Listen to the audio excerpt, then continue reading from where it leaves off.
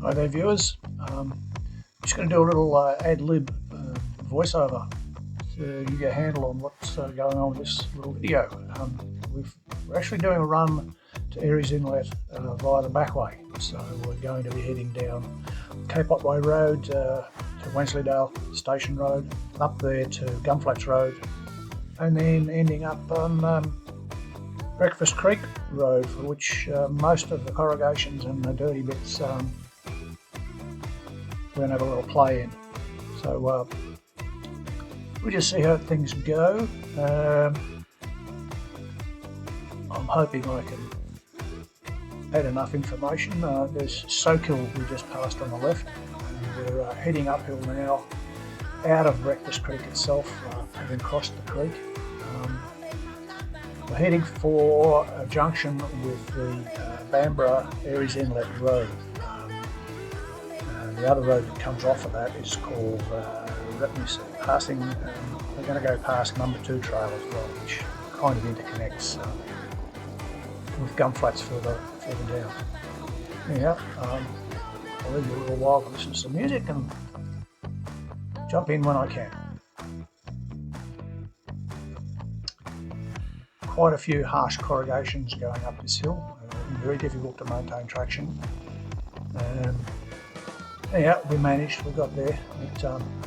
It was a painful exercise in some places. We were to find out later on that worst section was actually on the other side of where we finished Breakfast Creek Road and crossed onto the Bamborough Aireys Inlet Road. For a downhill section, which caught us a little by surprise because it was horrendous. I thought it was bad the last time I was up, but it's become worse. You don't get a full appreciation for it just watching this. My phone fell out of its phone holder twice before I decided to stuff it into my tank bag so I could still see what was going on, but at least safeguard it from bouncing off the yonnies. Yonnies, for those who don't know, are little stones, just an Australian colloquialism. Anyhow, heading up the hill.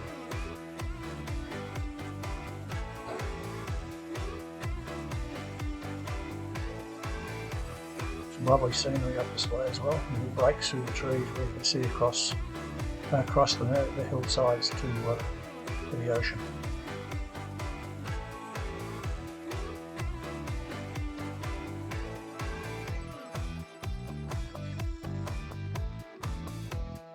Here we are, we've arrived at the junction. The road on the left was number 2 track. The road on the right takes us to I can't remember, it'll come back to me. Dean's Marsh, that's right, where we often have a coffee at the store and sometimes even some lunch. Okay, now we're heading down. Corrugations galore, and they are really deep. Hard to keep the pace down so your teeth don't get rattled out of your face. Bottom of this section is a couple of little, not campsites, but day use areas called Distillery Creek.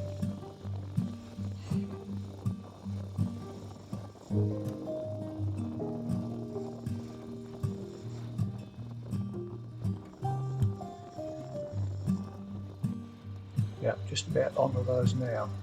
A little bit further on we hit some bitumen, and that takes us into Aireys Inlet the back way. We'll take you around to show you the back of Aireys, as well as the creek that we sometimes go fishing in.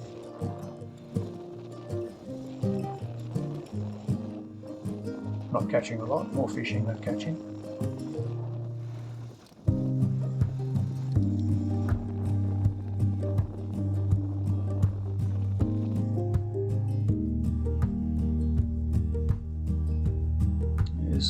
Bitumen Road, look out to the Aireys Lighthouse. And here we are on Pankalack Creek.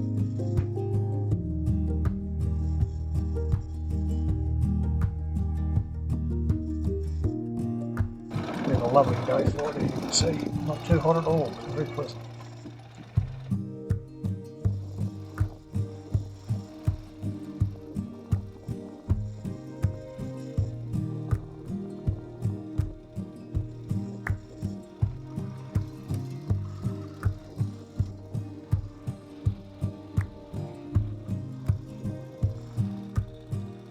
dead-end road up this way. So we'll just do a swing around so that we get a few camera angles. Lots of folks park up here, put their kayaks and canoes and things in. Quite a few of the locals leave them on the bank. Next stop after this is the Aireys Inlet pub, which I unfortunately didn't get too many inside shots of, so I'll have to just go back there. I need an excuse to go back to get some inside shots. It's also a good excuse to have another beverage and another counter lunch.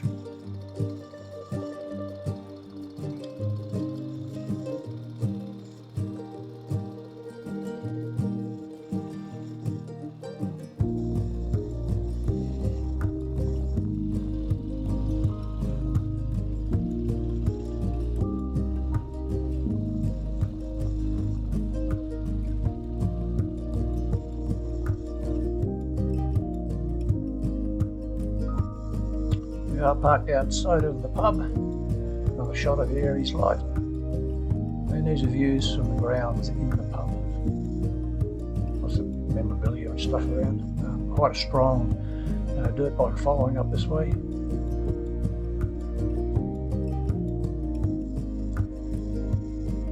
Heading off back towards home now, so we're passing by Urquhart's Bluff.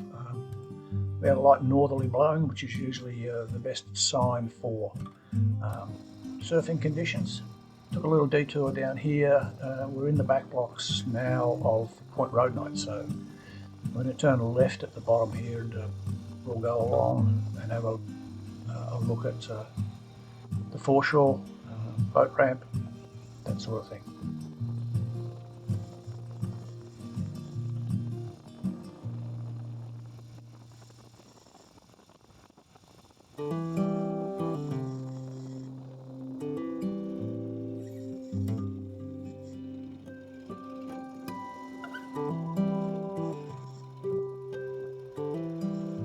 It's always been a very picturesque area. Years back, when I was younger, we used to come down here quite a lot because it was not so secluded. It gave you the feeling of being secluded, but it's got way too many people here now for it to be pleasant in any other time of the year except autumn and winter.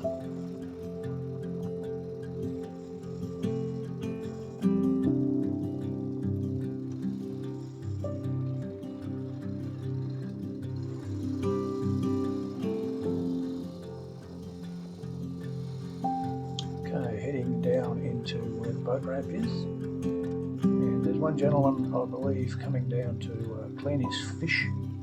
He gives us a few strange looks as we sneak down onto the boat ramp to have a look.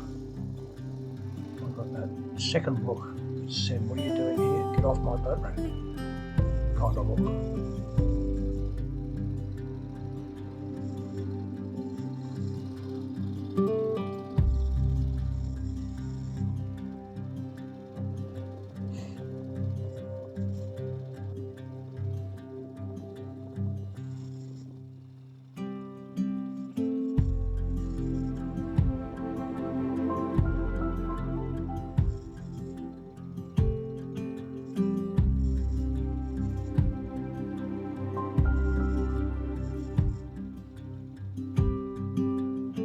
Perhaps he was so frightened I was going to run over him.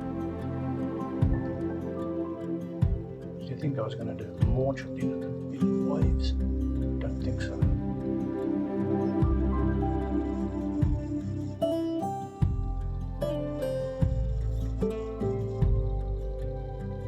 I was tempted to try the sand, but anyway,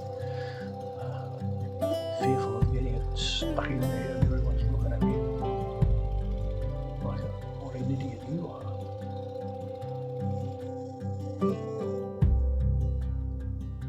Anyway, that's nearly the end of our journey. We had a little stop and a photo shoot down here for a little while. Who's that strange person? It's a top spot, very scenic. That's about the end of our adventures. Getting close. There's that strange person again.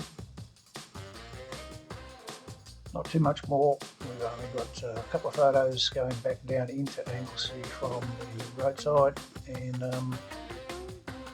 that's really about it. There's another video right there showing you more detail of where we actually went. So, thanks for watching. Hope you enjoyed it. Adios.